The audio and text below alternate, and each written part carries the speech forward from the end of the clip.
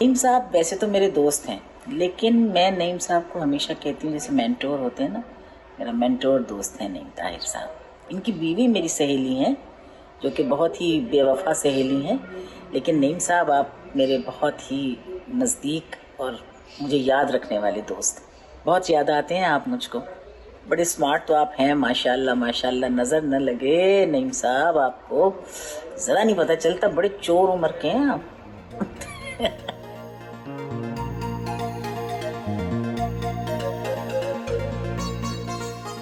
کبڈی کھیلی، خطاطی سیکھی، کینسر کے سروائیور ہیں، زندگی کی 80 سے زیادہ بہاریں دیکھ چکے ہیں، اور 70 سال تو آپ کی فنی زندگی کا سفر ہے۔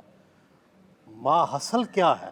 سہیل صاحب، زندگی کا سبق آپ ہر روز سیکھتے ہیں، ہر روز سیکھتے ہیں اگر آپ زندگی کو دیکھ رہے ہیں تو۔ میں نے جو موٹا سبق سیکھا ہے وہ یہ ہے کہ اگر آپ کی نیت ٹھیک ہو اور آپ سمجھتے ہوں کہ کوئی مقصد اس قابل ہے کہ اسے حاصل کیا جائے تو اس کے لیے جی جان سے پوری توجہ سے کوشش کرنی چاہیے، اور اللہ تعالیٰ عام طور پر آپ کو کامیاب کر دیتا ہے۔ بالی ووڈ کی فلموں کو عروج سے عروج مل رہا ہے، جبکہ چند 100 میل دور لالی ووڈ بند پڑا ہے۔ وہاں عروج کی کیا وجہ اور یہاں زوال کی کیا وجہ؟ آپ ایسی باتیں کرتے ہیں جس میں کئی گھنٹے آدمی بات کر سکتا ہے۔ صورت یہ ہے کہ ہم ایک کنفیوزڈ نیشن ہیں۔ ہم فنون لطیفہ کا احترام کرنا نہیں جانتے، ہم اس کا استعمال کرنا بھی صحیح نہیں جانتے۔ فنون لطیفہ ایک قوم کے وقار اور عزت اور کردار کو بہتر بنانے کے لیے استعمال ہوتے ہیں۔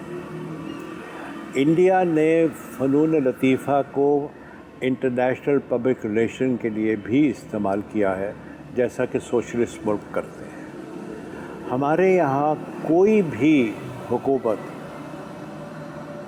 خواہ وہ فوجی ہو، خواہ وہ سو کالڈ جمہوری ہو، میں سو کالڈ جمہوری کہہ رہا ہوں، ان کی یہ پرائرٹیز میں نہیں آیا۔ کبھی ہر طرف ادبی مینار نظر آتے تھے، اب نہ ناول، نہ شاعری، نہ ڈرامہ، نہ تخلیق، کوئی بڑا نام ہی نظر نہیں آتا۔ اس پستی کی وجہ کیا ہے؟ اس لیے کہ ہمارا جو سرکاری ملازم ہے وہ فیصلے کرتا ہے، اور وہ جو فیصلے کرتا ہے ان کو اس فیصلے کرنے کے لیے مناسب تربیت نہیں دی گئی۔ میں یہاں اکیڈمی میں بھی کچھ دنوں پڑھاتا رہا ہوں، civil services academy. Civil services میں ایک آدھ لیکچر میرا ہوتا تھا کلچر پہ، اب وہ انہوں نے بند کر دیا ہے۔ فضول چیز ہے نا۔ تو حکومتوں میں سب سے زیادہ اہم سرکاری اہلکار ہوتے ہیں جن کے ذہن کو اتنا روشن کرنا چاہیے اور ان کے عمل کو اتنا سراہنا چاہیے کہ وہ اچھا عمل کر سکیں، لیکن اگر جو ان کو حکم دینے والے ہیں انہی کو کوئی عقل نہ ہو، وہی خود آگاہ نہ ہو، انہی کا علم محدود ہو، تو پھر یہی کریں گے نا، کیونکہ بھوک سب کو لگتی ہے، بھوک سب کو نظر آتی ہے، پیٹ بھرتے ہیں، اور کئی لوگ ایسے ہیں جن کا پیٹ بھرتا ہی نہیں، پھٹ جائے پھر بھی نہیں بھرتا۔ اہلیہ یاسمین کے ساتھ 60 سال سے زیادہ گزار چکے ان کے والد امتیاز علی تاج، دادا سید ممتاز علی، اور وہ خود بھی سیلیبریٹی تھیں، زندگی میں ان کے ناز نخرے تو اٹھانے پڑے ہوں۔ دیکھیے، ہماری شروع سے دن سے دوستی رہی ہے، نہ انہوں نے کوئی ناز کیا، نہ میں نے کوئی نخرہ اٹھایا، نہ میں نے کوئی ایسی چیز کی۔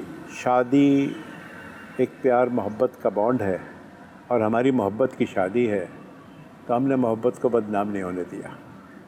ملکہ ترنم نور جہاں فیض احمد فیض اور سید امتیاز علی تاج سے نشستیں رہیں، ان سے کیا سیکھا، کیا شیئر کرنا پسند کریں گے؟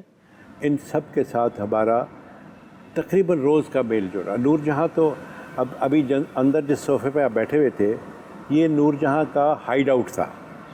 جب وہ اداس پریشان ہوتی تھی نا تو یہاں آ جاتی تھی، تو اور باتیں کرتی تھیں، اور ایسی ایسی باتیں کرتی تھیں جو کہتی تھی میں کسی اور سے نہیں کر سکتی۔ تو میں نے یہ سیکھا، جیسے اللہ تعالیٰ یہ فرماتے ہیں کہ میں میرے جو فرائض ہیں ان کو معاف کر دوں گا، لیکن جو تمہارے فرائض انسانوں کی طرف ہیں ان کو معاف نہیں کروں گا۔ اگر آپ یہ احساس رکھیں تو یہ سب سے بڑا احساس ہے جو میں نے ان لوگوں سے ملاقات کے ساتھ سیکھا۔ اب اور مثلا نور جہاں میری زندگی میں کافی ان کے ساتھ میری ملاقات رہی، مجھے انہوں نے حیران کر دیا ایک دفعہ جب وہ کلیو لینڈ کے ہسپتال میں داخل تھیں، زندگی اور موت کی کشمکش میں تھی۔ وہ اپنے ایمرجنسی تھیٹر میں سے نکال کے لائی گئیں تو لیٹی ہوئی تھیں، تو میں ان کو دیکھنے کے لیے گیا تھا وہاں۔ تو ہوش میں آیا تو بہت خوش ہوئی کہ میں آیا ہوں۔ فوراً اچھی ان کے ساتھ ہوتا تھا، آپ نے دیکھا ہوگا۔ میں نے کہا اچھی ان کے لیے کوفتے بناؤ، یہ کرو ہوگا۔ میں نے کہا میں اس لیے نہیں آیا ہوں بھائی، مجھے تمہاری خیریت معلوم کرنی ہے۔ تو کہنے لگی معلوم نہیں کیا ہوگا، اور میرے ہاتھ پہ ہاتھ رکھ کے کہتے ہیں بھیا آپ میری زندگی کی کہانی لکھ دیجیے گا۔ میں نے کہا نور جہاں میں لکھ دوں؟ میں نے تو کبھی یہ سوچا بھی نہیں تھا۔ کہتی لیکن جو باتیں میں نے آپ سے کی ہیں وہ کسی اور سے کی نہیں۔ تو آپ لکھ رہے ہیں ان کی زندگی کی کہانی؟ اب میں ایک مخمصے میں ہوں کہ زندگی کی وہ باتیں جو وہ خود کسی اور کو نہیں کہہ سکیں۔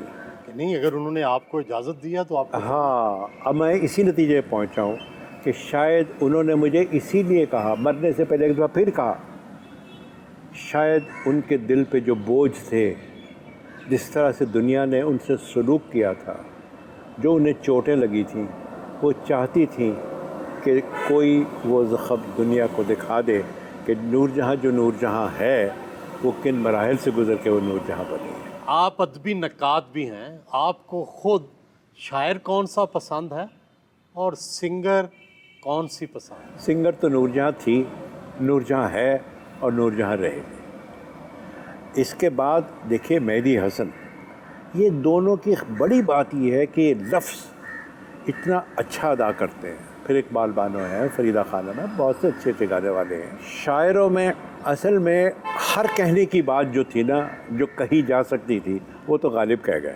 اس کے بعد اور لوگوں نے کیا، مثلا علامہ کا ایک اور انداز ہے، کیونکہ میں سمجھتا تھا کہ علامہ کے کلام کو ضائع کیا جاتا ہے قوالی بنا کے یا مرثیہ بنا کے۔ علامہ آپ کو ایکشن پہ، آپ کو کردار پہ، آپ کے طاقت آپ کو دیتے ہیں۔ اس کے بعد پھر مجھے بہت حساس شاعرہ یہ پروین شاکر، ناصر کاظمی، اور ایک آدمی ہے جو ایک شعر سے شاعر بن گیا، اس کا ایک شعر مشہور ہو گیا ہے اور وہ دنیا میں شاعر بن گیا اور چھپاتا نہیں اپنا۔ شہاب نظیر، اب اداس پھرتے ہو سردیوں کی شاموں میں، اس طرح تو ہوتا ہے اس طرح کے کاموں میں۔